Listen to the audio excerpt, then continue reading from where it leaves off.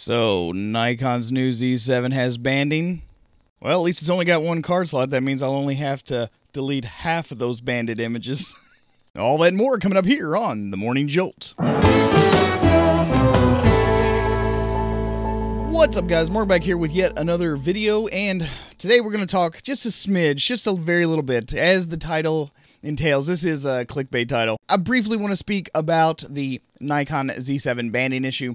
It's kind of been a bit of a thing, which, you know, I am not necessarily the hype master that everyone thinks that I am. I'm actually quite reasoned. I don't want to, disillusion anyone of thinking that I speak in hyperbole whilst the camera is off, because I don't. I'm a very well-reasoned individual. But the Nikon Z7 apparently does seem to have some striping and some banding on some of their images. It doesn't happen in every shot. It only happens in certain cases, but with every new release, there's always a bunch of problems. Some camera manufacturers have more problems than others, but each one of them has their own little set of issues. So, you know, a lot of us turn our cameras on and we get in front of it and we start chit-chatting. And we start talking about Canon. Oh, the crop, it's just ridiculous. It's absolutely insane. And it is, but it's not the end of the world. Ah, Nikon Z7 has a massive amount of banding, blah, blah, blah. Let's hype the shit out of this one. And the Z7 does have banding and striping issues. But again, it's not the end of the world. I've also been criticized in the past that I don't talk enough about the Fujifilm issues that they've been having. A la lockup problems, anyone? And to be fair, Fujifilm has had some lockup problems with several of their cameras, including the H1 and the X-T3. But just to be fair, they're already fixed with a firmware update. Hashtag that's the way you do it. But having said that, I just want to tell you all, I know for a fact that some of you all are humorless little bitches. You all don't know how to take a joke. You don't know how to just turn on a video and watch it for its entertainment value. I get some of you all that just absolutely take every word that I say so literally and then start an argument with me on the comment section that it's, I mean, you almost kind of take the fun out of it sometimes. Just sit around in your pathetic little, it is nuts. Cameras do have problems, and I'm going to highlight them.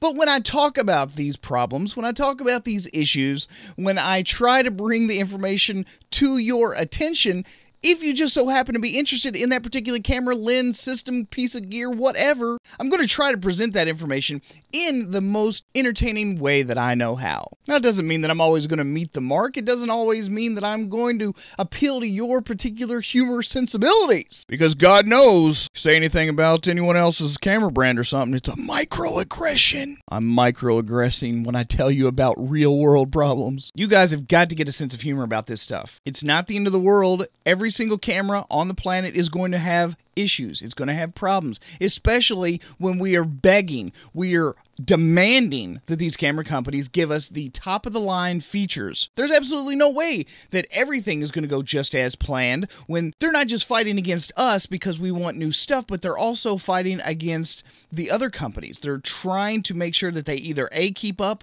or B, surpass those other companies. And in our demanding ass rush, they will sometimes push products out there that probably shouldn't have been. And I'm just going to tell you, I'm not mad. I'm really not. But if you're doing professional work, because honestly, most people that do work and they make money, they're not going to get brand new cameras. They're not going to buy into the brand new systems every single time a camera is released. Just like people that buy computers, that buy tablets or whatever, most people are perfectly fine. They're perfectly satisfied with everything that they've got so far. Everything's working for them. Their workflow is unimpeded. It's uninterrupted. The vast majority of professional photographers and videographers do not move to something brand spanking new until they begin to not be able to do what they want to do with the current system. Not just because it's new, not just because the hype cycle is in full effect, but because they genuinely need the upgrade. When you get into a camera system, when you pick up any camera brand or whatever, you're going to have to learn its little quirks. It's just like a new girlfriend. Every single time you pick up a brand new camera, it's going to have little quirks that are going to kind of, you know, mess with you or whatever, but you learn to work with them. You learn to deal with those problems and issues. Don't take it too seriously. Don't freak out. Don't listen to us because, I mean, we have to get you to watch our videos, right?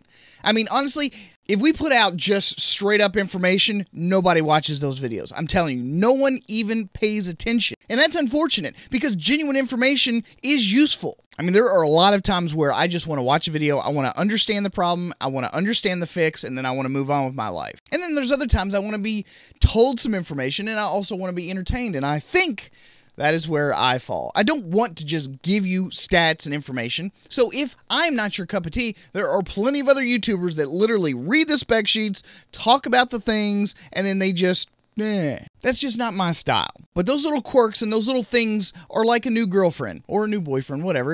And what ends up happening is that you either learn to live with them and go, okay, compromises, or you go, this is a deal breaker and I just can't make this work. I think we should split up. And that's a reasonable response, and I completely understand. But when it just comes to the hype cycle, when it just comes to hyperbole and talking all about all the little issues and stuff like that, getting hysterical over those little things that probably aren't going to affect 99.9% of you, it's all clickbait. It is 110% clickbait. It's not meant to be taken seriously. It's just meant to get you to click on the link so that we can provide you with the information. And honestly, folks, I think that most of us do a pretty good job of giving you both relevant information while at the same time providing some level of comedy or some level of anxiety relief about this stuff, because those of us that have shot for years and years and years, we understand that every single camera that we've ever picked up,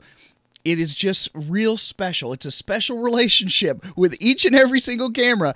Everything is going to be different. Everything is going to be just a little bit weird. So yes, the Nikon Z does have banding issues, and it's not like it's a huge issue, but it is a huge issue when everyone continues to talk about it and go, oh my God, which is fun sometimes. I mean, I'll be the first one to admit, I like making fun of the camera brands that I don't own. But it doesn't mean I hate them. It doesn't mean that I dislike them. It doesn't mean that I want them to fail. Come on, man. In terms of overall image quality, the Nikon Z7 is almost as good as the Nikon D850. From everything that I've also seen, all the hardcore tests, it may not have the exact same amount of dynamic range or anything like that, but when we focus on the bad stuff, when we focus on the stuff that they maybe didn't quite get right, those are the things that get the most attention. So those are the things that we want to talk about because we know that you all are going to want to, first of all, know about the issue, and second of all, we want the views. I mean, let's just be perfectly honest here. Tell the truth. We want the views. You want the information, and we want the views. Now, I'm not going to fault you for wanting the information and making me get up at 4 o'clock in the morning to make these videos,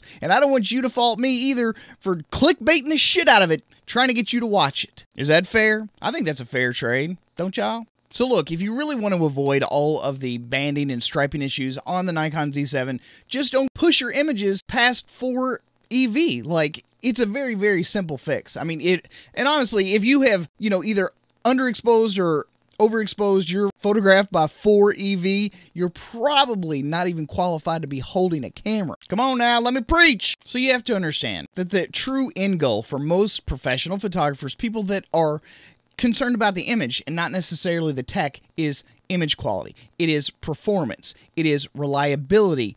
It is all of these things in combination. Technology is fun, it's interesting, and it brings a lot of new possibilities to the table, but it is not the end goal for most people that work and make money with their photography. If you want the latest tech, fine. But if you want great images, go with what works. Stick with what's already been proven and always make your decisions based on lots and lots of experience. All right, guys, so that's all I've got for you all today. Hope you guys enjoyed the show. Hope I didn't piss too many people off with this clickbaity title, but, I got you to watch. Ha ha! At any rate, guys, thanks so much for stopping here and watching yet another Morning Jolt episode on The Photo Video Show. I'm your host, Mark Puck, and I'm going to see you guys again on the next one.